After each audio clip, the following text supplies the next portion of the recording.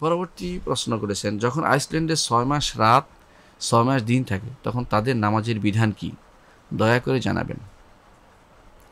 যেখানে 6 মাস রাত 6 মাস দিন থাকে আইসল্যান্ডে আপনি বলেছেন, এই বিষয়ে আমি এই ফেসবুকে একটি আলোচনা রেখেছিলাম।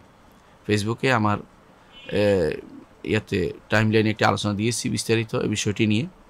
তারপরে এখন বলছি সংক্ষেপে। সেটা হচ্ছে যে ইসলামে তার জন্য বলে যে একবার সালাত আদায় করলেও এটা না, বা একবার সওম পালন করলেও এটা না। রাসূলুল্লাহ সাল্লাল্লাহু আলাইহি সাল্লাম যখন বলেন যে যে দাজ্জাল যখন আসবে তখন তার এক দিন হবে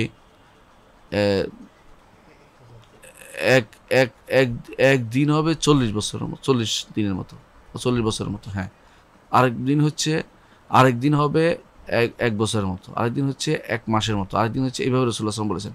সাহাবায়ে কেরাম বলে ফেললেন, ইয়া রাসূলুল্লাহ, তাহলে কি আমাদের ওই দিন একটা নামাজ পড়লেই হবে? একটা নামাজ পড়লে হবে? সাহাবায়ে কেরাম খুব সালাতের চিন্তা বেশি করতেন। তখন রাসূলুল্লাহ সাল্লাল্লাহু আলাইহি ওয়াসাল্লাম বলেন যে লা উকদুরু লাহু কদরা, সময় নির্ধারণ করে তোমরা সালাত আদায় করবে।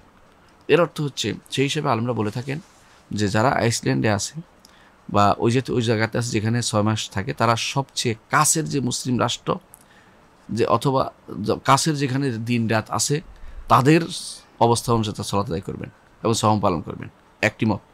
দ্বিতীয় মত হচ্ছে তারা স্বাভাবিক হিসাব করে নেবেন, দিন রাত 12 ঘন্টা হিসাব করে সেভাবে তারা সালাত এবং সওম পালন করে নেবেন। তো এটা সবচেয়ে উত্তম হচ্ছে আমার কাছে ওই মতটি, যেটা বলে সবচেয়ে কাছের যেখানে দিন এবং রাত আছে সেখানকার হিসাব করে তারা সালাত সওম এগুলি পালন করে নেবেন, সেগুলি পালন করবেন।